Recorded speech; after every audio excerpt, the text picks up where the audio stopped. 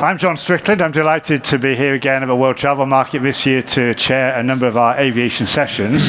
And I'm glad you managed to get in because, of course, the exhibition has only just opened literally in the last few minutes. So good to see we have a building load factor at the moment for this first session. Some of you may have been here 5 years ago when I interviewed our guest this morning for the first time. And I'm sure most of you will be familiar with the large European low-cost airline Wizz, but perhaps you don't know it's already 15 years old. It's now flying over 35 million passengers a year. It has 25 bases in 44 countries and over 100 aircraft in its fleet, but it's still on a big growth trajectory. One thing that hasn't changed since the beginning is the CEO. He was very much the brains behind the airline, so let's give a warm round of applause and welcome to the Chief Executive of Wizz, József Váradi.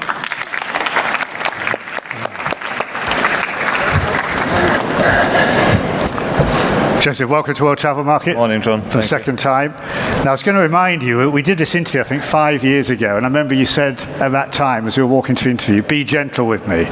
But I think if we look at the trajectory of Buzz, that's the airline I used to work for, Wizz, I don't think you really need anybody to be gentle with you. It's been a very robust airline. Now, you can be a little rude with me. Now, we are in a better business, we are in better shape, so you can ask whatever you want. I certainly think that's pretty well self-evident. But let me call it a rematch, I suppose. Five years on. But anyway, good to have you back here in London, and good to see that Wizz is still on the rise. I remember last time I asked you a bit about your personal history, and I remember some of the things you told me, but maybe the audience is less familiar. You actually came from an FMCG background, I think Procter & Gamble. Mm-hmm. So what made you leave what I assume is the higher margin, secure world of FMCG and move into the airline business? Well, I can tell you that I worked for Procter & Gamble for about 10 years, and when I left the company and I joined the industry, no one really understood what I was doing, including myself.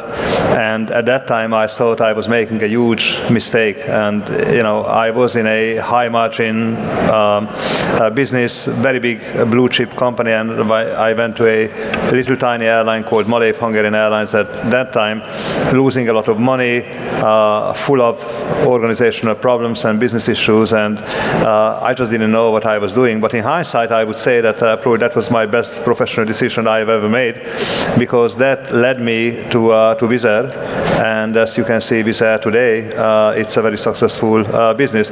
And really, I think the inspiration of the airline business from a leadership perspective is that this is a business you have to manage against the unknowns. There are lots of factors affecting the performance of the business. Simply, you don't know what's going to go wrong. The only thing what you know is something is going to go wrong, and that's the way you manage the business. And I think you're right. That is the way airlines have got to be run, haven't they? There's a crisis almost every day, even if it's not directly affecting the company. There's something big going on. It's not an industry for someone who wants an easy life.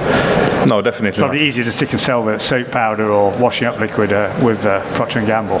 But you said you had that time at Malév, but I know you told me last time around you tried your best to make changes in Malév, but did you leave before Malév finally disappeared? Were you already on to the business planning for Wizz at that point? Oh, I mean, I only spent 2 years with Malév, and it was more like a stepping stone into Wizzair. But let's just put it straight. I mean, I was fired from Malév, and I had to find a job, and I thought, well, this is an opportunity to start a new airline, and that became Wizzair.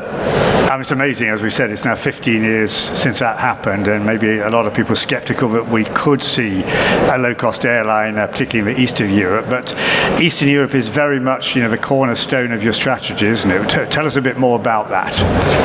But if you look at Central and Eastern Europe, it's a very sizable population base. I mean, we are talking about more than 200 million people. Depending how you define Central and Eastern Europe, actually it can be defined as a 350, 400 million market if you include Turkey and Russia. And these markets are yet underdeveloped with regard to propensity to air travel, especially compared to the Western Europe or North America. And I think that's the single biggest opportunity in the marketplace to stimulate traffic and get the airline sector in line of the performance of Western Europe. And this is what we are trying to do. We are trying to bring people into the franchise of flying. If you look at some of the more developed countries in Central and Eastern Europe, like Hungary and Poland, still today less than 20% of the people fly. So 80% have never taken a flight. So that's the challenge to us, how to get that 80% on board of our flights. And obviously to win that market and to deliver the strategy, you have to lower the barrier to market entry to the consumer to an extent you can, and you need to become a very efficient, super low cost, very low fare airline to make sure that you are getting consumers into the franchise. So that's the business we are in. I mean, I'm amazed really that figure, 20%. I mean, assuming that varies quite a lot between countries, would say Hungary and Poland now be quite a lot higher? But actually, these are the numbers in Hungary and Poland. Right, I mean, amazing. still, 80% of people have not flown. Really incredible. Now, along with the diversity of the populations, there must be political challenges as well. I mean, because we see today government changes. I mean, there are challenges politically all over the world, but the east of Europe seems to be a particularly tough one. Is that an extra complication in running the business successfully and with a good continuity in the east of Europe? Look, I mean, my view is that without trying to play politics here, that the heydays of, kind of the liberal, uncontrolled global capitalism might be over by now, and I think the pendulum is now swinging back to some extent, and you see national interest, protectionism schemes coming up, promoted by governments, and these are the governments which are put in place to exercise power. I don't think this is just a Central and Eastern European phenomenon. I think you see it across the whole globe. I mean, you see it in Western Europe, you see it in North America, you see it all over the place. I mean, simply the world is going that direction at the moment, and maybe there is going to be some correction in between, the two stages, like the late 90s and what we are seeing today. It's just what it is. I think that's what you need to deal with, and that takes me back to the first comment I made, that this industry is affected and impacted by so many things. You just don't know what it is you need to deal with at a time. I think we're going to be seeing more regulatory challenges. We're going to be seeing more political influence on the business. But having said all of that, people want to fly. I think this is a genuine consumer need, irrespective where you are, whether you are in Western Europe, in Central and Eastern Europe, or Asia, or Africa. You want to fly, you want to have mobility, you want to discover the world, and this is what we try to do, and we try to enable ourselves. And I guess where we see the political landscape changing, and a lot of leaders around the world now are under this kind of banner of populism, if they want to appeal to consumers, the last thing they would want to do is take away access to affordable flights that their consumers, who are possibly their voters, actually want. Yeah, that would be pretty stupid. Yeah. I don't think they will do it. What about one question I had for you about Poland in particular? I mean, Poland still has the national flag carrier LOT. It's quite a dynamic airline. The market, of course, is a key one for you.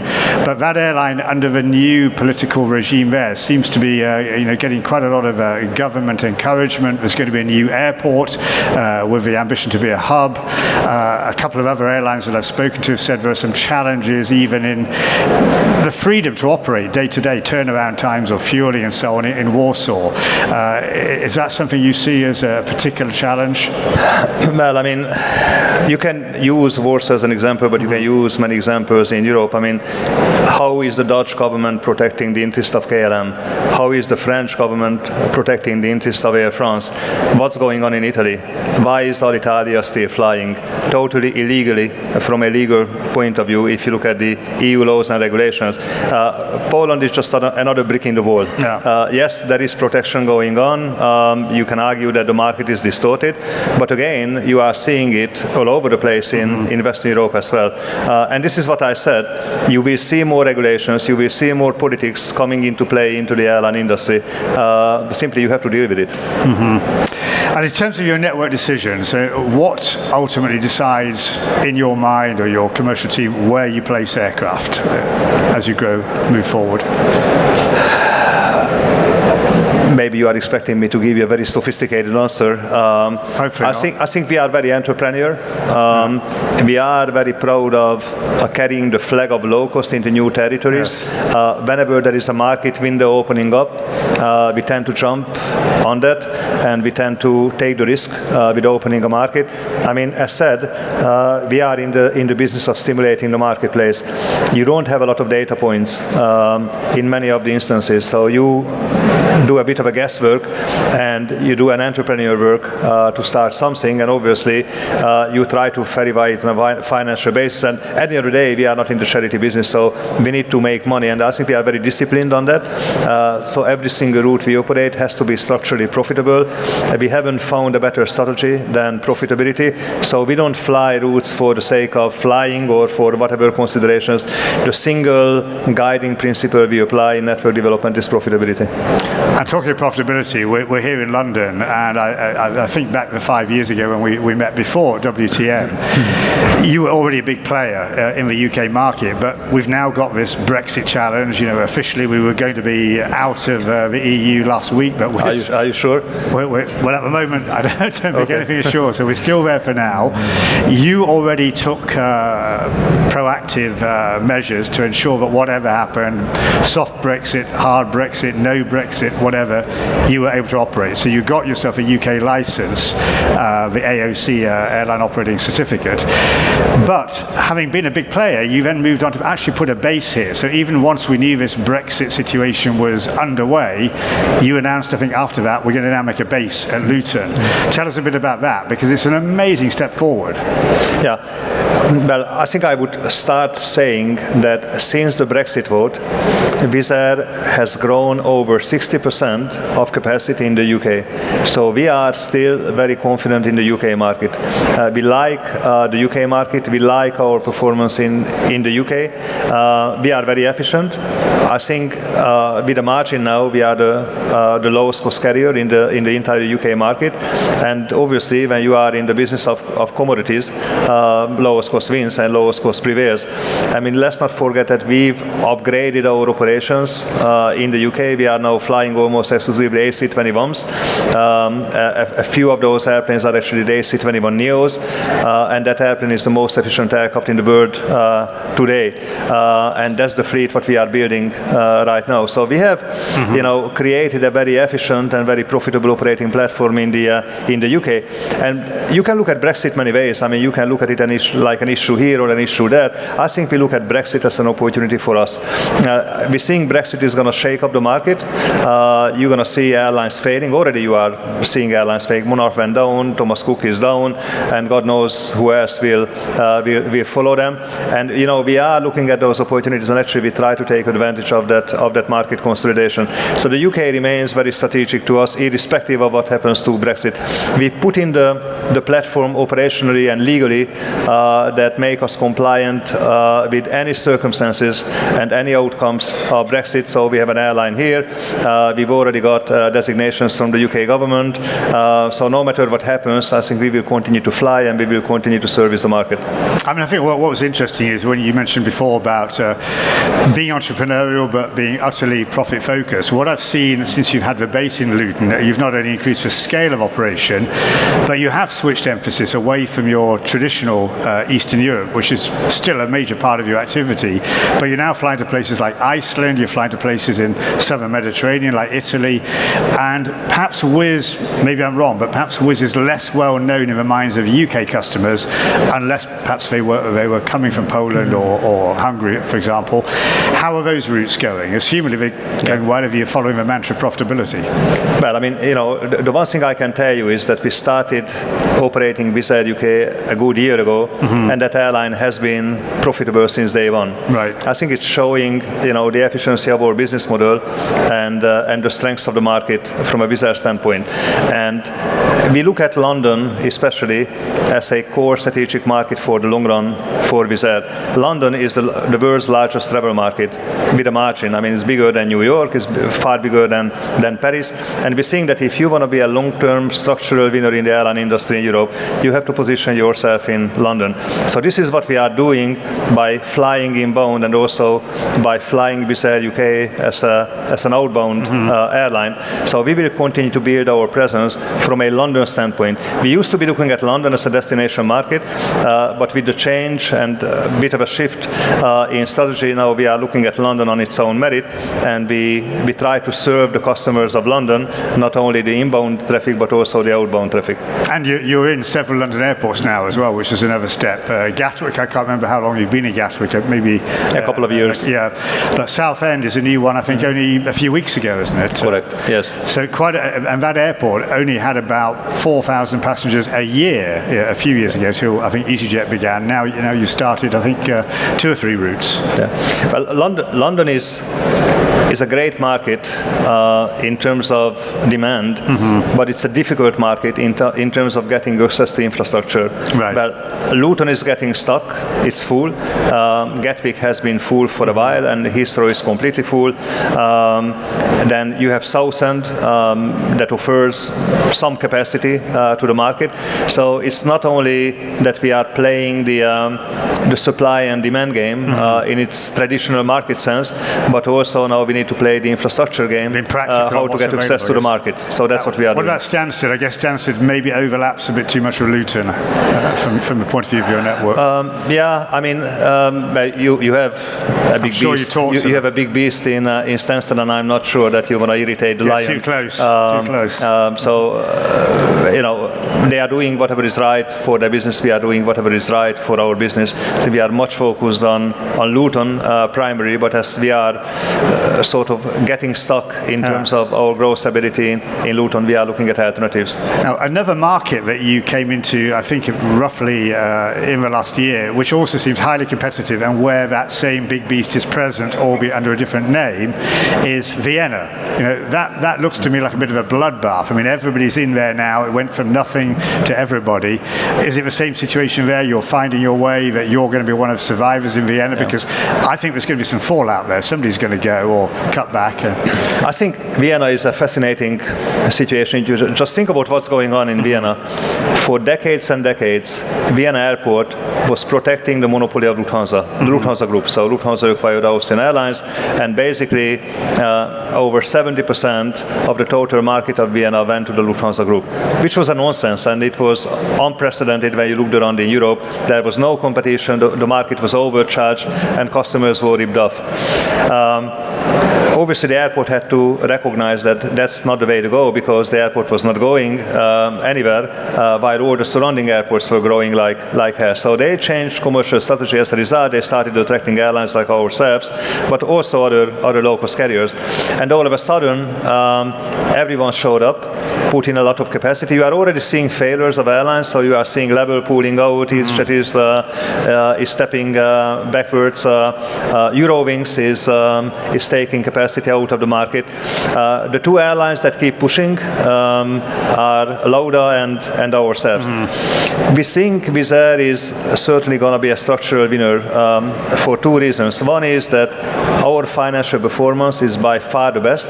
I mean, essentially, we have been growing in Vienna on the base of a break-even financial proposition. Right. Lauda reported 140 million loss, 2018. So they are losing their shirt. They still push, but they are losing their shirt. And the second reason why we're going to be a structural winner is that we have only an A321 operation there with brand new aircraft. Our cost advantage in the market must be at least 20-25% to anyone, including Lauda. And again, you are in a commodity business, and in commodities, lowest cost wins. Absolutely. No, fascinating what you say there. Now, on that point of financial performance, I know you have results out, H1 results next week, so I know I can't ask you any details about that. But financial performance, the year to date, that is in the public domain, has been very strong, as it was last year. Your profits are on an upward trajectory. They're very, very substantial. Last year, 292 million euros net profits. Obviously, you've explained you are a very focused low-cost carrier, but you seem to be, in a way also, even amongst low-cost carriers, bucking the trend. We're going to have EasyJet's results out later this month. They've already indicated they will be lower profitability than last year. Ryanair is flat profits. When I've looked at your results in recent months, all the right indicators are going in a positive direction. Revenues up, load factors up, unit costs down. How is it, in general terms, that you can speak about that you're managing to do that, and the other big guys don't seem to be quite doing it? Yeah, let me give you a few highlights of what's driving the business. So if you look at average seat count per aircraft, we are now flying a fleet with an average seat count of 202. So on average, every aircraft carries 202 seats. Ryanair is 189, EasyJet is 160 something. Aircraft efficiency drives cost performance, and cost performance drives profitability. If you look at profit margins, on profit margin in 2018, Wizzair was the best performing airline compared to anyone. For the first time, we were more profitable than Ryanair. If you look at unit cost performance, ex-fuel, this is really what you control as an airline. Yep. We are the only airline in Europe where unit cost keeps going down. In every other case, with every other airline, unit cost is creeping, unit cost is going up. So when you put together the picture, it's fairly obvious. Again, you are in a commodity, lowest cost wins. If you are the lowest cost producer, and now we are the lowest cost producer, then your profitability is going to shoot up and you're going to outperform the industry. And I think we'll continue to do that with the development of our A321neo delivery program and our simplified business model. We are not proliferating brands. We are not acquiring AOCs for the sake of making life more complicated like some of our You're not going to sort of a Wizz group structure, no, we are IAG style? We are very focused as a business because simplicity, cost performance, we think are the key drivers of the business structurally going forward, and we are just sticking to the model, but we think we are fairly good at, and we're just going to do that better and better every day. Now, you've mentioned several times already the fundamental of the fleet, and I want to come to that point specifically now. I mentioned that you have over 100 aircraft. The last recorded figure I have is about 120, but by 2026 you're going to be up at nearly 300 aircraft. I mean, this is an amazing growth path. But as you said, you're moving out of the smaller A320 into the 321 and the 321 Neo and the LR with these massive seat counts. Tell us about the basis of that order, because you have a shareholder, Indigo Partners, who maybe some of the audience are not aware of this group, but of course a major player in the industry and invest in 3 or 4 low costs. They went into Airbus and put in an order on behalf of all the members of the family, so to speak, for over 400 aircraft. That must give a massive advantage, as well as the aircraft's efficiency, in the cost of acquiring and running those aircraft. Well, if you look at our strategic position today with regard to access to capacity in the future, we have access to 270 A321neo aircraft, which makes us, the airline with the largest order book on hand of any European airlines. So simply, we have better access to the best technology than anyone else in the industry. 2, because of the Indigo umbrella order, ordering 430 aircraft, you can imagine that we got the price right on the aircraft. Mm-hmm. This industry works as such that aircraft gets priced on the basis of volume. 3, we are an investment grade rated business. Mm-hmm. As a result, our financing cost is dramatically down versus our historical performance on raising capital. So when you add up all of that, simply there is not going to be another airline that can do better with regard to fleet efficiency and fleet economics than we're going to be delivering. And that's basically the fundamental driver of growing from 120 aircraft today to 300 aircraft in 8 years. Now, you mentioned also that the aircraft themselves have I haven't actually been on one of your higher density 321s, but it sounds phenomenal. I mean, 239 or 240 or so seats. What's it like as a passenger experience? I mean, you said it's a commodity product, but it sounds incredibly tight. I think the passenger experience is great. Slimline seats. Yeah, but the core of the passenger experience is that people don't want to be ripped off. When they are flying 2 to 3 hours, that's a fairly functional product what you need. Why should you pay 3 or 4 times more, for flying BA or Lufthansa or whoever? 2, you are flying a brand new aircraft. Mm-hmm. The average age of our fleet is 4 years. If you look at the average age of the legacy carriers, easily 12, 15 years. We are more environmentally friendly.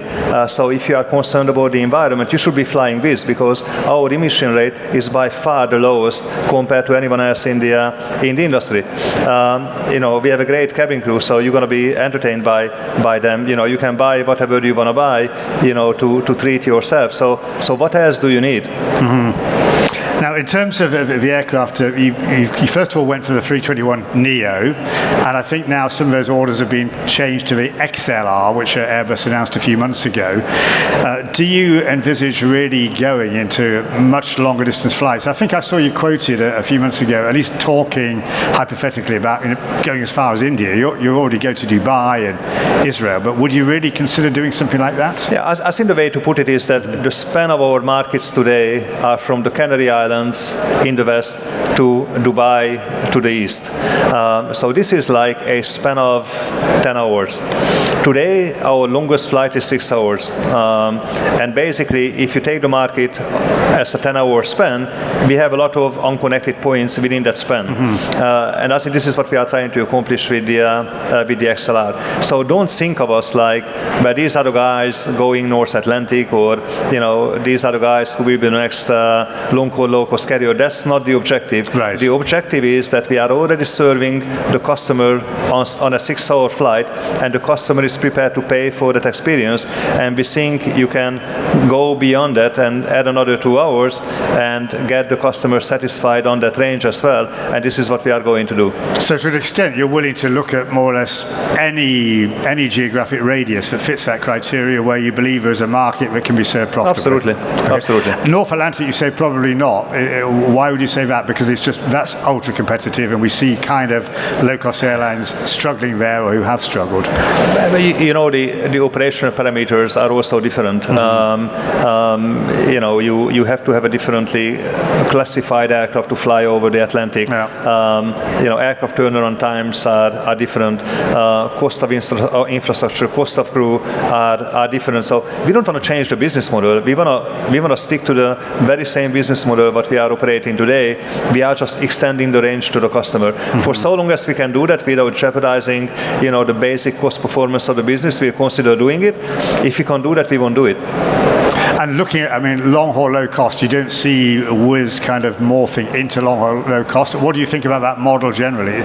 To me, the jury's still out. I can't see anybody who's really done it successfully long-term at sustainable levels of profitability.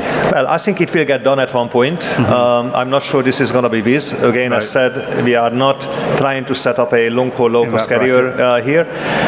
One of the problems of long-haul low-cost today is that you don't have the right equipment to service the market. I don't think wide body is the answer. You need to have a super efficient, long-range, narrow-body aircraft to disrupt the market. That aircraft is not yet out there. And I'm not sure this is the XLR. Maybe it's one step further. But once you have the technology out there, maybe there is a way of figuring it out. I don't think this is going to happen short-term in the next few years. Maybe on a 5 to 10 year horizon you have a chance. Ultimately, it will happen at one point. I think long-haul low-cost is going to be inevitable at one point, but I think it's more of a longer-term issue than short-term. Boeing, of course, is looking at the NMA, which they haven't yet defined or indeed announced. Yeah. What about, with that in mind, challenges that manufacturers seem to be facing more than I remember in my own experience with delivering this new technology? Do you think they are being pushed to their current limit? We've seen engine problems on various aircraft like the 787, to some extent on the 321neos, delivery delays. I guess you've experienced some delivery delays yourself. Do you think that's a bigger problem than it was in the past? Is it one that gives you headaches? Well, I think if you look at the performance of the industry from a supply chain standpoint, it's an absolute rubbish. I've been in this business for 15, 17 years. I don't think the industry has performed worse than this ever. Aircraft manufacturers are not able to assemble aircraft. They are not able to deliver them. Some of them are not even able to fly the airplanes. You have the same issues with the engine manufacturers. Lots of new technologies have been introduced to the market through shortcuts. So they were shortcutting the process to come to market eagerly and before your competitor. As a result, I think significant compromises were made on the integrity of the technology. So it takes time to mature and go through the childhood disease increases. So that's a problem, and I think the whole industry suffers from that. And probably there has been recently more growth to the industry than expected. So the whole capacity of the industry has not been set up for that. But this is not only the OEM side of the equation. You look at the air navigation system, Eurocontrol in Europe, it's completely stuck. It's almost dysfunctional in the summer peak period. You look at airports. Few airports 5 years ago were begging on their knees for capacity. Now they are declared full. And the necessary investments have not been made in those segments of the aviation sector to overcome the capacity hurdles. So I think the whole industry is pretty much stuck at this point in time. So it's very distressing. Yeah. So this is a much worse operating environment than what we have experienced ever before. But again, back to the first question, that's what you deal with. Exactly. It's daily life, I suppose, in the industry. But touching on that point, I mean, air traffic control last year seemed to have been a particular problem. Some airlines have reported it's not been as bad, which is not to say good, this year. Do you have any hope that politicians will get their act together when it comes to like Cesar, the single European sky, or do you think it's going to constantly get pushed down the road for as long as people can push it? Well, we were just discussing that, countries and politics are growing more towards nationalism and protectionism. Not working together. That doesn't really feel like supporting European integration in a way. And here, in air traffic control, you would need to have a European approach. But the problem is that for so long as the national interest of France, Germany, whoever prevails, there is no hope for a real European solution. Europe has to cut this. We have to do it for the country. Either you do it systemically on an integrated basis for Europe, or you're going to be stuck forever with the approaches. I don't really think it's going to change dramatically in short term. Now, on the environment, you touched on that in terms of your carbon credentials. One thing that worries me is I'm now seeing airlines on a monthly basis publishing, grams of carbon per passengers, like we're better than you, or we've got, I think Ryanair yesterday was saying, leanest, greenest airline. I'm not convinced that's going to wash with the public when we see people like this, Greta Thunberg, getting a lot of traction. And understandably, do you think the industry's got to take a different approach, or do you think it's even worked out what its approach should be to make sure that it can continue to do its job and not be suppressed or taxed by politicians? Look, I think there is an issue for the industry and there is an issue within the industry. The issue for the industry is that the industry has to deliver air travel at the most efficient way, economically, environmentally, and many other ways. Is the industry there? No, the industry is not there. And the industry is kind of broken down in terms of interest inside the industry, and I think that's a bigger issue, that if you look at the legacy interest versus the ULCC interest, those are two very different things.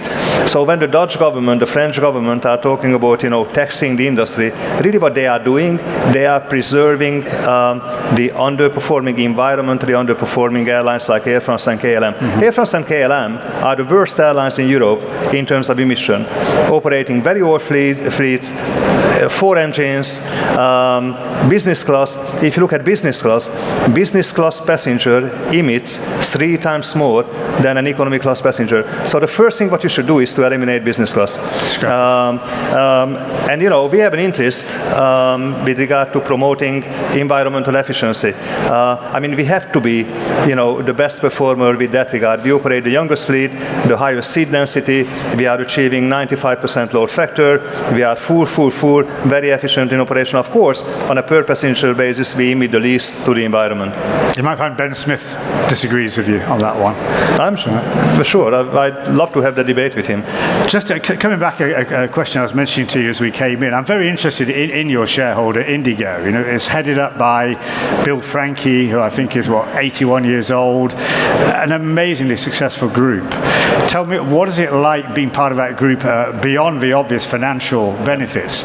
I believe you have periodic meetings with the CEOs of a team in the group, and I remember some years ago there used to be a group of airline executives. They called themselves the Conquistadores del Cielo, and they would meet in a Texas ranch and share ideas.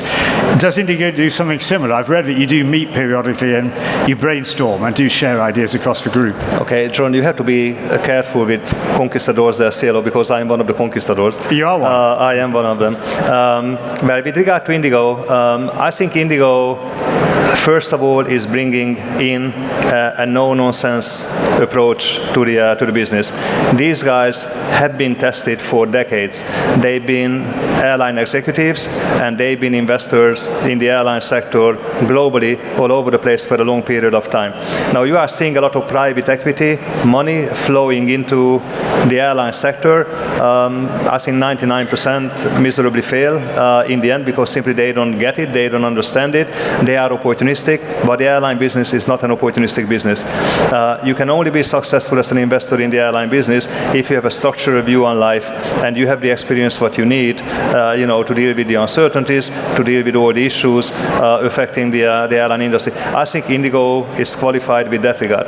And obviously over time, Indigo has been building significant industrial relationships, which the whole group is benefiting from. Jointly placing an order with Airbus, so jointly purchasing engines, etc. And we will continue to do that for the benefit of the whole group and obviously for the benefit of each of the individual airlines. And tremendously, I would say that just getting together and understanding what's going on in the US, in Mexico, in Chile, in Canada, in London, in Hungary, whatever, is a huge source of intellectual capital, and that capacity is being used, for the better of each of the airlines. So I think that's really what Indigo brings to the table. But each of these airlines, is managed on an individual basis, obviously. But we take benefit of belonging to a family that is sort of a higher level integrating platform. Seems a great way of doing things. Absolutely. I'd love to be at one of those meetings and hear the chat. We've got a very tight slot, so I've got to stop asking you questions at the moment, Joe, and turn to the audience. We've got some. Can we just get the microphone down the front? There's a gentleman here with his hand up, quick as we can, and then we'll go to a gentleman next to him. If there's anybody else further back that I can't see in this light, just shout and we'll get a mic to you. Okay. Thanks, Joseph. Malcolm Ginsberg, Business Travel News. Two questions. One's a simple one. The second's more complicated. Although you're well into Israel, why did you not follow up with the UK to elect operation with the new airport? And the second one, much more interesting, is what's your view on the IAG takeover of Air Europe? Let's start with Israel, that's easier. I think we look at airport opportunities, we look at route opportunities on a constant basis. If I just look at the last 12 months, we launched like 70, 80 new routes. So that's kind of a normal business for us. And if the economic conditions and demand conditions are right, we'll do it. And we are doing the same thing with Airlight vis-a-vis the UK. So it may come on board at one point. With regard to IAG, I think IAG was created for becoming a consolidating force in the marketplace. This is the business they are in. Is this the business model what we like, we admire, or we copy as Wizzair? Definitely no. But we are in a different business. Our business is to create a capacity, create an infrastructure for stimulating the marketplace, for getting people into the franchise of flying. Their business model is to consolidate the marketplace in Europe, especially in Western Europe. From their standpoint, they might be doing the right thing. I think it will be interesting to see from an antitrust point of view how Spain is going to work out and what they need to do and what remedies they need to put in place. But strategically, conceptually, they are doing what they are supposed to be doing. They are doing what they were created to do. So I kind of understand it, but they need to make it work operationally and executionally. Okay, a question of the gentleman next to you. Good morning, Christian from Romania, Miles.ro website. The first question, how do you think the market of small flag carriers will evolve in the next 5 to 10 years? And I'm referring here at, of course, Tarom, because you are in competition with them in Romania, Czech Airlines, LOT, and mostly the Central European airlines. And the second question, as a continuation to this gentleman here asked, how do you think that the Iberia going over Air Europe will destabilize the Spanish market and the European market as a whole? Thank you. Well, I mean, I think essentially this is like one bigger scheme. Europe will continue to consolidate. Europe will have to consolidate. If you look at the United States, for example, 4 airlines control 85% of the US domestic capacity. US domestic is the same market size as Europe as a whole. So the two markets are very comparable. So especially these small national carriers make no sense. They are inefficient, financially struggling, and they are not appealing to the consumer from a long-term perspective. So they are in a commodity business, but they don't have the efficiency, they don't have the cost base to play that game. So I think it's just a matter of time when they're going to go. It's a long, dragging process because obviously the whole issue is not played out only on market terms. There is political interest, there is all sorts of consideration going into this, which you don't control. So it may take 5 years, 10 years for consolidation, but directionally, I don't think you're going to be seeing these airlines flying over the longer term. And I also think that Western Europe will continue to consolidate as well. Probably you're going to be landing on a platform, something similar to the US over time, that you will have 4 or 5 airline groups controlling aviation, the airline industry in Europe. We think that Wizzair should be one of them, simply because we are the lowest cost operator and we have the ability to grow the market in Central and Eastern Europe and elsewhere much more than any of the other airlines, because in order to grow these markets you have to be the lowest cost producer. So we look at life from an organic perspective predominantly, but we think the market will consolidate around us and there will be more mergers, there will be more acquisitions happening to the players, and over time you will really see these 4 or 5 players controlling the markets in Europe.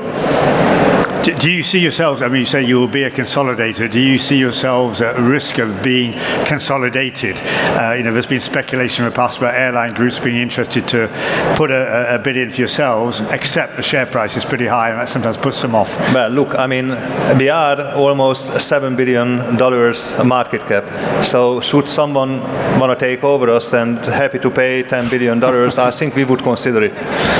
Great. Any more questions from the audience in the last few minutes of the session? Okay, no takers.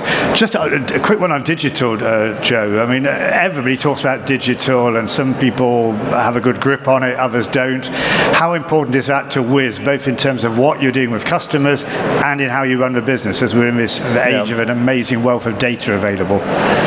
Well, I think you are spotting it very well. I mean, you have 2 fundamental challenges. One is how do you digitalize the interface with your customer? And if you look at it from that standpoint, I think Wizzair has been always probably the most digital airline platform compared to anyone else. We've been selling through the internet. The only distribution platform we have is Wizzair.com, and we have been usually digitalized on commercial revenue making, like pricing, revenue management, ancillary revenues, etc. Now the challenge is how do you take it to the next level and deal with the entire customer experience on a digitalized basis. We have a huge team put in place. We look at each of the touch points with the customer, and we look at digital solution to each of those steps. And then you have the other issue is how do you digitalize, how do you automate your airline operation as a platform. I would say that in some areas we've done really well. I mean, for example, pricing, revenue management. When we started this business, we had 6 people doing pricing, revenue management 15 years ago. Today, carrying 40 million passengers, we have 8 people doing it. And obviously we had to use a lot of digital solutions to the matter. We try to roll that practice out inside the company on other areas. In some areas we are doing better, in some other areas we are a little slower, but directionally it's very clear. I mean, you need to automate, you need to digitalize, because otherwise someone is going to come in and will outsmart the existing players in the industry. And if you look at it from that standpoint, standpoint, I think the only threat and the real threat to the industry is that someone outside the industry comes in with a totally different operating platform, achieving much lower cost of operation, and simply just takes the market away. So you should not be leaving that window of opportunity open to anyone, and this is what we are trying to work on. In the past, I mean, legacy airlines who got bitten by, if you like, the Frankenstein's monsters that they created of a GDS and then sold them and ended up paying to use them. Do you have worries, as you described there, some of the big tech actors, the Googles, the Amazons, the Facebooks, are they something that is maybe a dark cloud on the horizon, or well, not even on the horizon, something that should be concerning to airlines today? Yeah, I think GDS is history. I think you can forget about it. But if you look at some of the the new generation businesses that are much focused on consumer insights and data, and they try to project customer behaviors on the basis of data, I think they are the strategic threat to the industry, because simply they can come up with a model of being the integrator, so they own the customer experience, they own the consumer, and they sort of outsource the operating model to existing carriers. Now, again, that we think it's a strategic issue, but we don't want to be in that situation. So I think we need to own our own destiny, and we have to be as efficient as a business can be, and we have to own the customer, we have to own the customer experience. That's why I'm saying that GDS is probably the worst thing what any airline can do, because essentially what you do is you hand over your customer to somebody else. József, we are out of time. You've got to rush for a flight as well, trek across London. So a pleasure to speak to you. We look forward to your results being out next week and hopefully getting you back again for a future session, finding out more about Wizz's development. József Váradi, Chief Executive of Wizz. Thanks very much. Thank you. Thanks, József. Thank you, John.